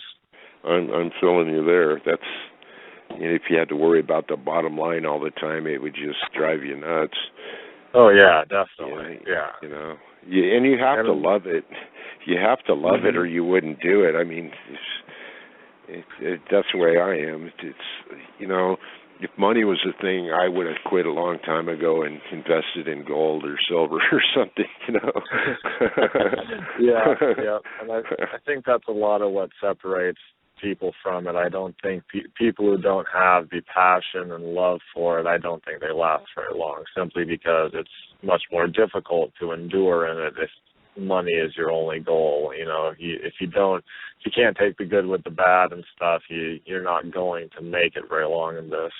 And honestly, for us, I mean, I enjoy far more introducing someone who's unfamiliar with them, or helping someone get over their fear of snakes. I enjoy that far, far more than I enjoy making a sale. To me, it's just incredible seeing someone who goes from saying, "Oh my God, no, I hate snakes, kill them," and then they'll go to the extent of either, at least looking at them, sometimes holding them or touching them, and to me, thinking that if I had never introduced them to this, they may have never, ever changed their perspective. And usually, from what I've noticed, the fear of snakes is more so a lack of understanding in them and misconceptions and stuff than really a legitimate fear. Yeah, absolutely. I've never gotten, I've never had a fear of snakes. I've always loved them, but I've never really understood why people don't see the same thing I see in them. Oh, I know, because I mean, sometimes the first time I'll tell someone about what I do, it's like, oh, phew, snakes. And it's like after I show them and talk about them and, tell them, no, they've got some personality, and they interact, and show them all the colors, then people will really get into it. But when you just first start off saying, I raise snakes, I usually get you. That's usually the first thing I hear. People don't, like your normal everyday people that you run into on the street don't understand that they don't understand the passion. No, I tell people, I breed leopard geckos. Well, how many do you have? I don't know, 300-400 of them. What, in your house? Oh yeah, I hear that a lot. It's like, they ain't gonna live outside. People like, if they're out in the garage, right? It's like, no, actually some of them are in racks in our bedroom. It's nothing out of the ordinary. It's not like they're slithering around when we're sleeping. They're in enclosures. It doesn't really matter to us. I don't bathe with them, but exactly. It's not like we're sitting there at the breakfast table and snakes are just slithering across our plates or anything. It's nothing like that. They all have a plate table. Exactly. We live a life of taboo: cockroaches, crickets, worms in the house, rats, mice in the house. It's all taboo. Oh yeah, exactly. Do you raise all your own rodents to feed them all? Yes, yeah, we've been raising rats for probably pushing 10 years now. I'm not something like that. I don't know. It's been probably more like 8 years now, actually. But yeah, we've been raising our own rats. We actually work with a lot of pretty fancy types of rats too, because over the years, just because it's kind of more fun to have fancy-looking feeders instead of a whole bunch of Siamese. We've actually had a lot of fun with rat genetics too and stuff. And there's some cool rat morphs out there too. Oh yeah. Our favorite one that we have, which I don't think is very common. I mean, I actually was posting pictures or talking to someone about it, and until I posted a picture of it, they didn't believe me I had it. But it's called fawn, and it's basically an orange rat. Oh, cool. I mean, it's literally like a sherbet orange color. It's like a bright orange rat with deep ruby eyes. It's really, really cool. Wow, no, I've seen some albino of the stuff out there. From what I know, it's not technically albino. The fawn gene, to my knowledge, is there's the agouti gene, which is your just kind of brown, ticked, wild-type looking rat. And the fawn gene, they call it, there's two types. There's either pink or red-eye dilute, and the type we have, it's got the deep ruby eyes, so we happen to have red-eye. And it just dilutes the brown to orange. So I don't know if it's technical albinoism or if it's something else, because to my knowledge, actual albinoism in rats is quite rare. Huh. Because a lot of people think they have albinos, but they're actually just called pink-eyed whites. A true albino rat is not nearly as common as people think, to my knowledge. Wow, And they tend to have health defects too. Yeah, and I know there's different types of albinism too, and and I couldn't name them. I should be able to, say that off the top of my head, but no, I can't. Well, I know there's tyrosine positive and tyrosine negative. Yeah. And that's what I was kind of thinking. I mean, the fawn could very well be like one form of that. I don't know for sure. I mean, it would definitely make sense to me that it would be something similar to like lavender or caramel albino in a snake, but I don't know for sure on that one. We relate everything to reptiles. Yeah, pretty much. No, it's pretty much how it is. Mm-hmm. So do you feed your snake the fawns or? Yeah, we pretty much every week we get all the feeder or potential feeders together and we go through them.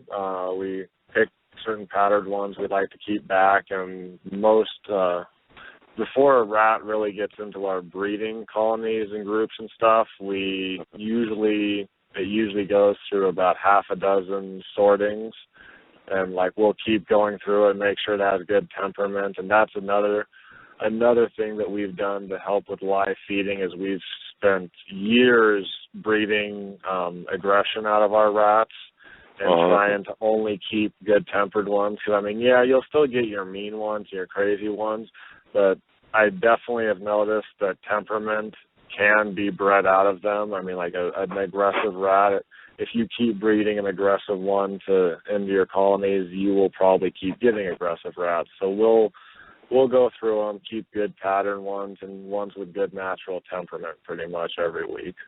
Wow, that's pretty complex. And it's also the same thing as fox. I watched a huge thing on fox, and when this lady was breeding the fox to be more acceptable to humans and stuff like that, so that way they would try to breed the aggression out of them. So she had all these foxes lined up, and she would just put a fake hand to the cage and see how they reacted. And the ones that were mean, she would let go, and the other ones that were, didn't have a reaction to the hand, she would keep and breed. Eventually, the foxes actually changed size, they changed color.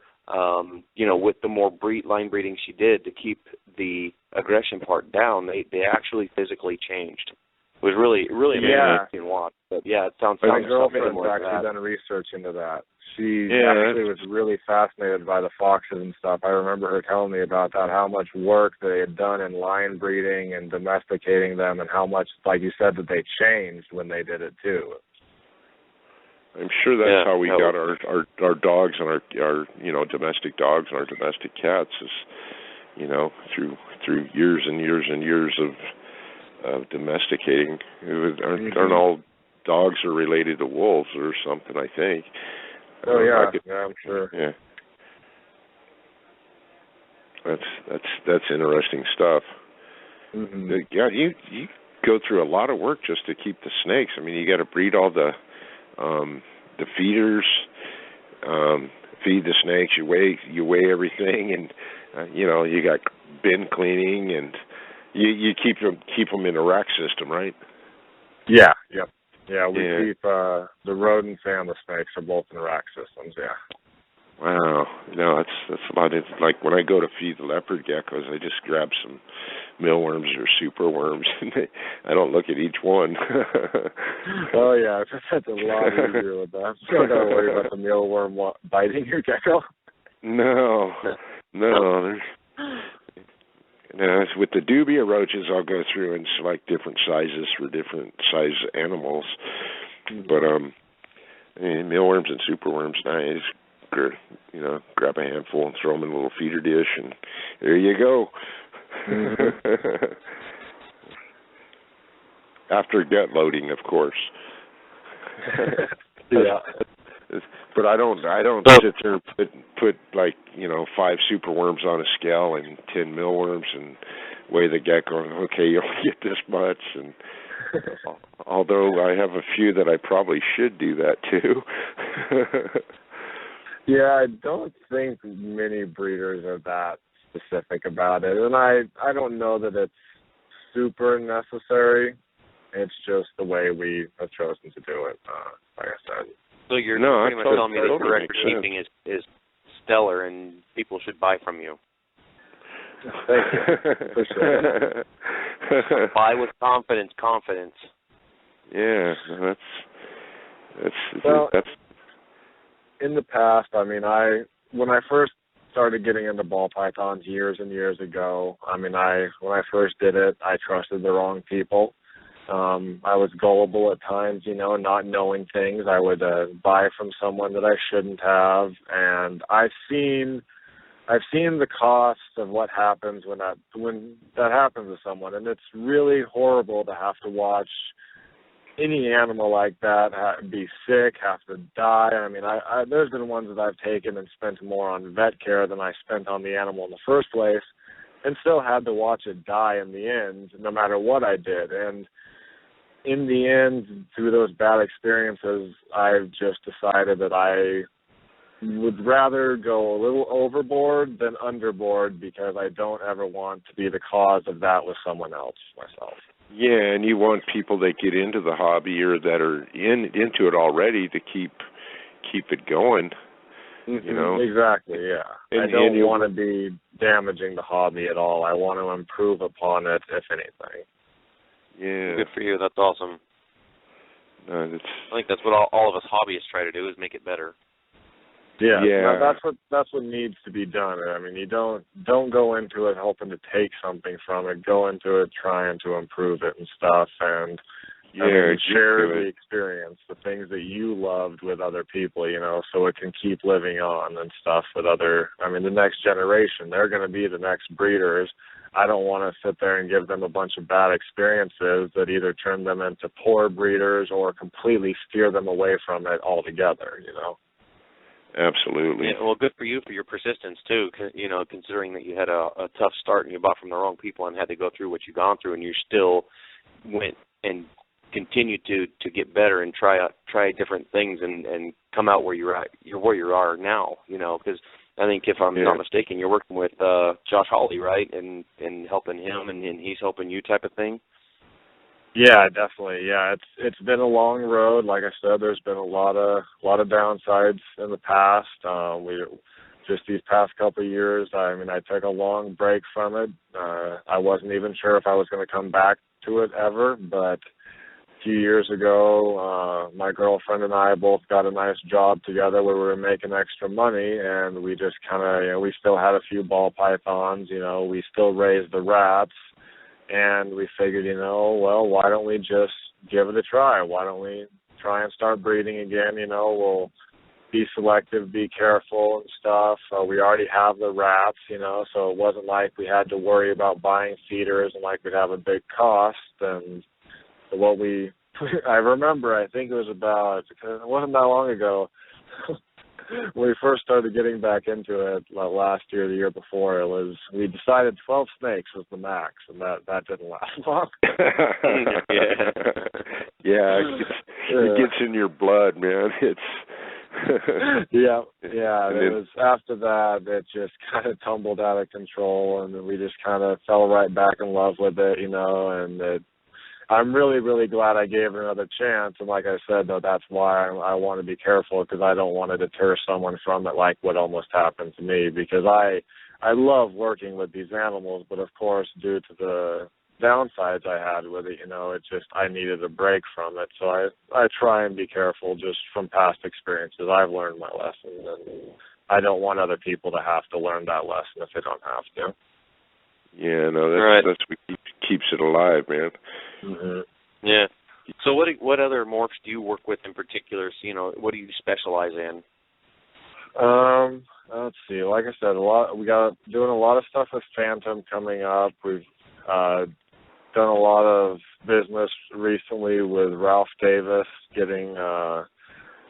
got a bunch of Phantom stuff from him. We purchased some Goblins, which is his line of yellow belly. And then we're going to kind of try and work at some of the yellow belly complex. We'd like to get, some of the highway and gravel, that type of stuff, to start breeding into the ones we have raising up. We're doing a lot of stuff with Clown. As I said, that's our favorite, recessive. I mean, we were putting him to pretty much everything so we could get a bunch of het females raising up to work with in the future.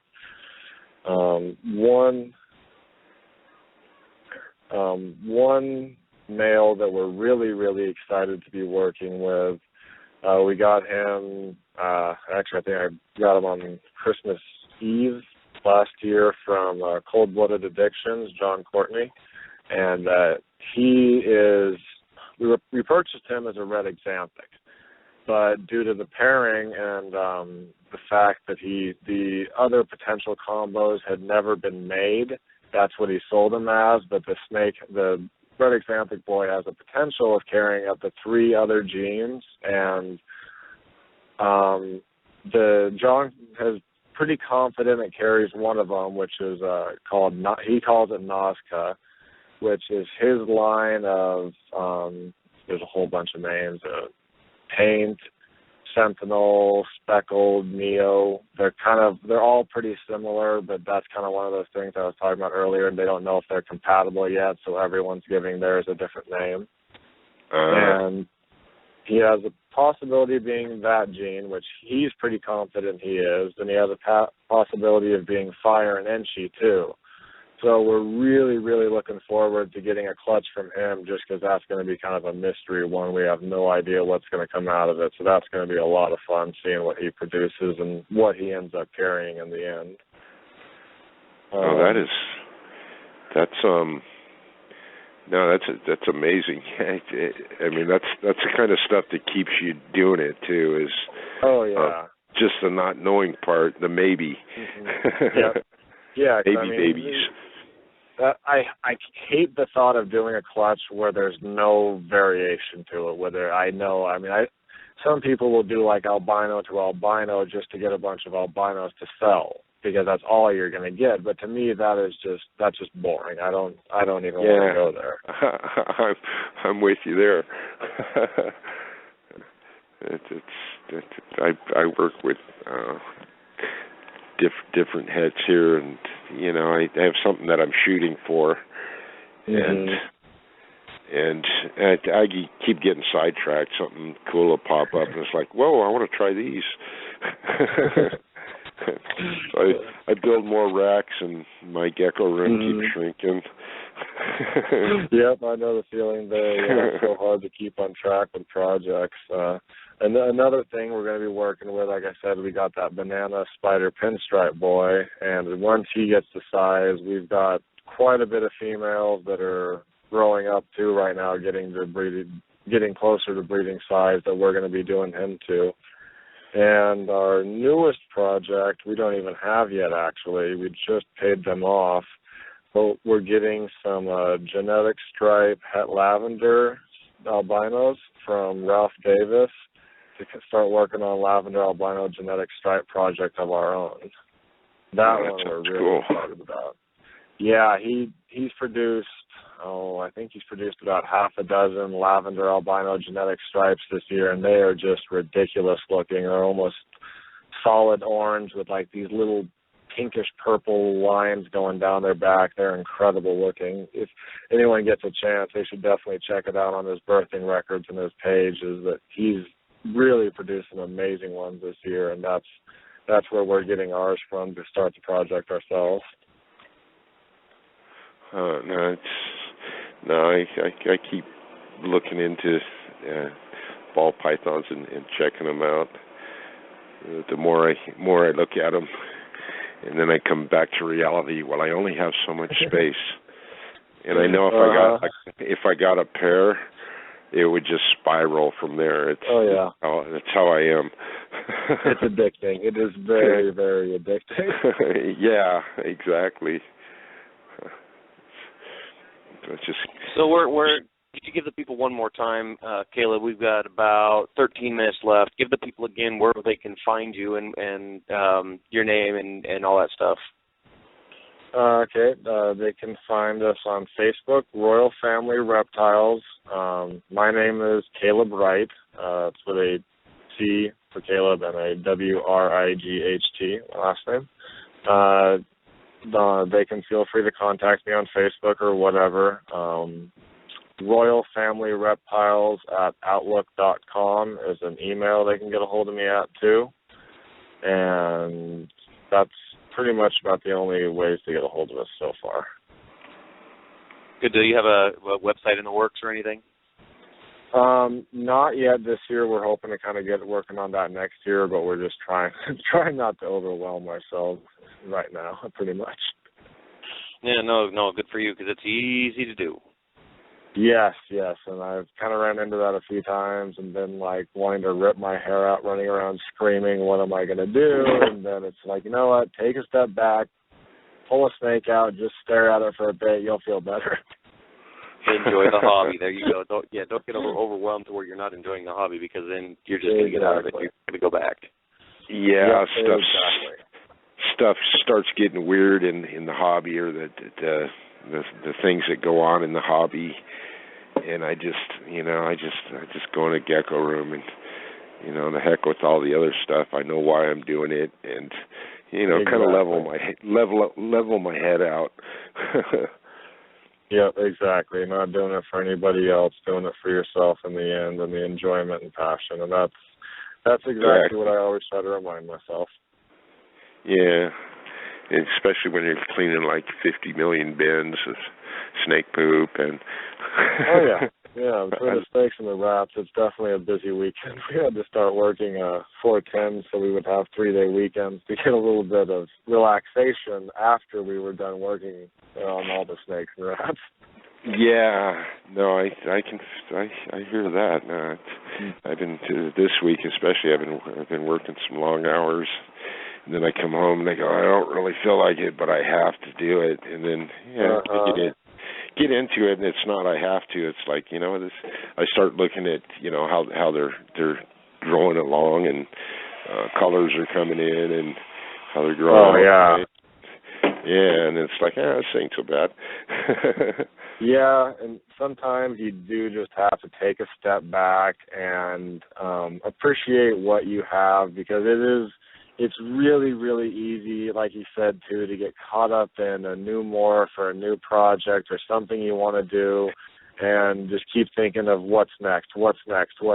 And sometimes you just forget everything you already have, and sometimes that is just a good thing to go back and, look through stuff, and from what sometimes it's really surprised me, you know. I mean, I go back and look at something that I thought that I thought I knew everything about this snake, thought that it was, you know, I'd seen everything about it, and then I hold it for about 5 minutes, and I'm looking over it, and I start seeing new things on it that I didn't notice, new things that intrigue me, and, you know, kind of fall in love with the hobby all over again. I mean, just the other night, I was laying there with a little female pinstripe pet clown we produced this year, and I, you know, just wasn't really thinking about it, and the more I watched her and stuff and dealt with her, it was just absolutely amazing for me. I mean, just thinking that we produced her, that it was completely just because we went through the effort and that this was what we strove for, this was all of our work, and that there was this living, tiny snake in my hand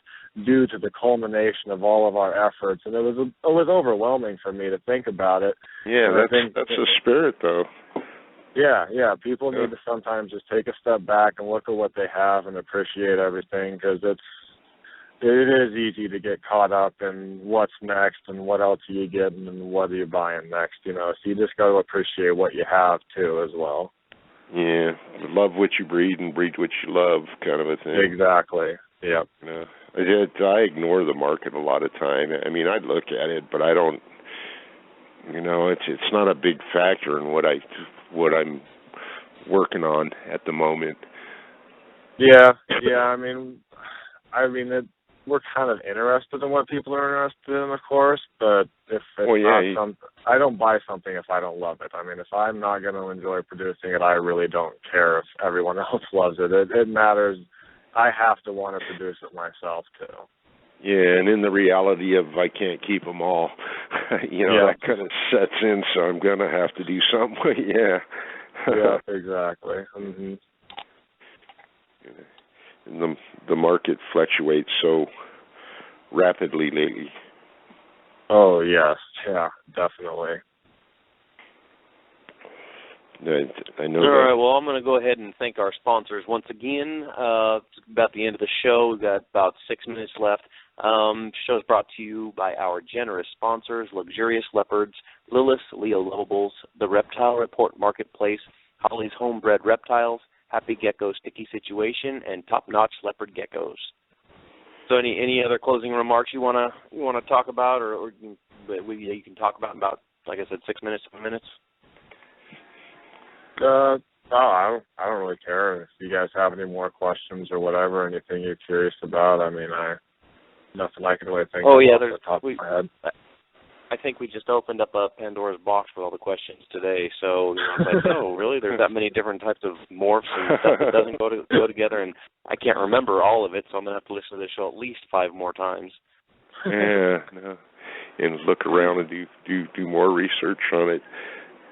I always do that. It's like the flavor of the day. I don't know. We did a show a while back with Pat Klein about the frogs, and I got into frogs for a week or two and just did a bunch of research. And we'd do another show on something else, and I'll get into that. And I almost buy them. And oh yeah. You finally did get a different species, Jeff. You got a gargoyle gecko from Val. Yeah, I got a gargoyle gecko and I picked up a Pac-Man frog. Pac-Man frog, that's right. You and I both are Pac-Man people now. Yeah, those guys are both really cool guys. I like the gargoyle and the Pac-Man. Those are both neat ones. Yeah, no, they're cool. Hey, do you breed those? What do they call them? Dumbo rats? Oh yeah. We have lots of Dumbos. We Dumbo, Rex, hairless. No, I know. I've seen the girl up here does the Dumbo rats, and I looked at them and I was like, "Wow, those are cool." And then the hairless. Oh, yeah. I guess you're not supposed to breed the Dumbo to the hairless, or I don't know, something like that.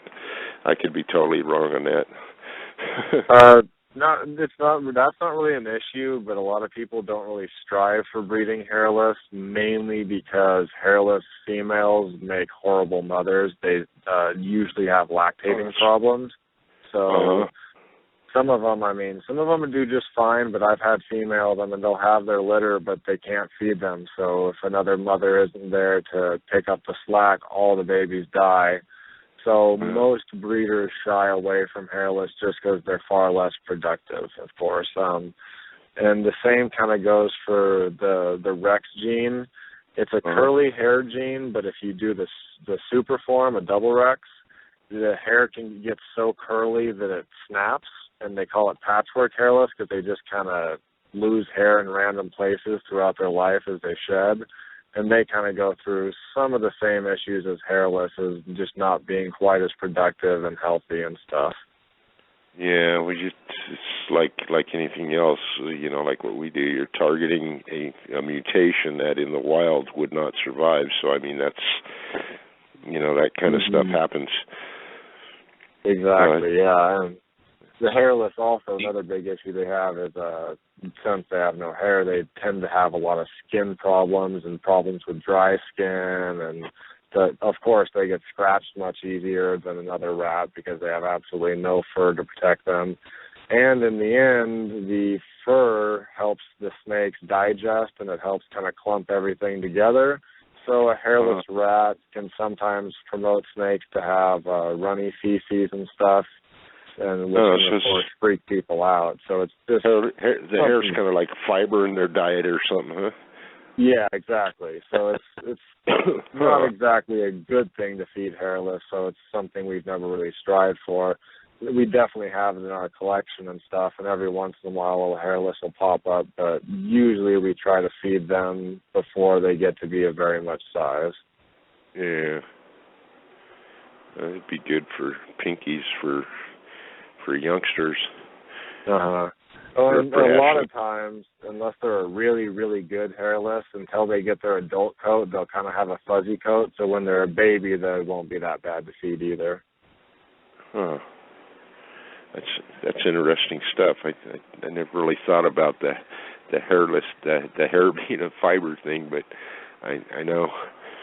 I mean, you look at I didn't really either, but I had a female snake that we were feeding, and she started having really, really runny poops, and it scared the crap out of me. I thought she had parasites or something, and then I researched it a bit and saw that, and I started thinking, you know what? Every meal she's had recently hasn't had hair, and sure enough, I started feeding her rats with more hair, and instantly she was fine.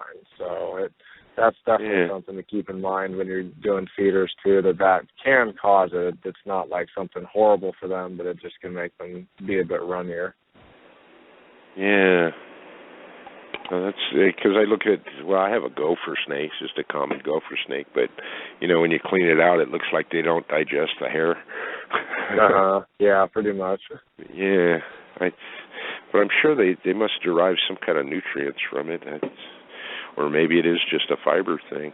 I don't know. That's something to think about. I would imagine if there is any nutrient in it, they do probably get it out. It's amazing how efficient reptiles are with their food. Yeah. And it takes them a while to digest it. I know you were saying that with the ball pythons. Yeah, usually they take roughly a week to digest their meal, which when you're doing 1 week feeding cycles usually works out about right. Yeah, it's about what I do with the gopher snake. 1 week, sometimes I'll get them 2 or 3 mice, smaller ones. Mm-hmm. Well, Caleb, I'd like to thank you very much for coming on and talking with us for 2 hours. It's real easy to get into, and I appreciate your time that you actually spent away from your house to talk with us, since you don't get the greatest reception at your house. I really appreciate that for all of our listeners. Yeah. Oh, no problem. Too. I really, really appreciate you inviting me on tonight. It was a lot of fun. I appreciate it. Yeah, thank you so much. It's informative and it gets my brain working, get the gears going. Oh, good. All right, well, you have a great night and have a safe drive home, huh? All right, thanks. You guys have a good night, too. I really had a lot of fun. All right, thank you, sir. All right, bye. Bye. Bye. That was good. Yeah, that was fun. It was a whole lot different than what I'm used to. Yeah, we're used to talking about leopard geckos and everything else. It's good to mix it up once in a while and see that he has the same passion for it as we do in what we do. You know. Yep, agreed. Yeah, it was really fun. I actually want to know more. Yeah, he's got a good vibe about him, and you know, his ethics and everything like that. It's amazing how much work actually goes into doing this. If you added up all the hours and what you sold them for, you'd probably be making maybe half a cent an hour. Yeah, really. Yeah, exactly. It's silly. Oh. If all right, Jeff. Well, me to hit the sack, sir. So you have a wonderful evening, and I will be talking with you soon, as we usually do. Yes, sir. All right. Thanks. All right, thanks Jeff. again. It's been great. Yeah. Thank you. I'll talk to you soon. All right. Good night, all. Bye.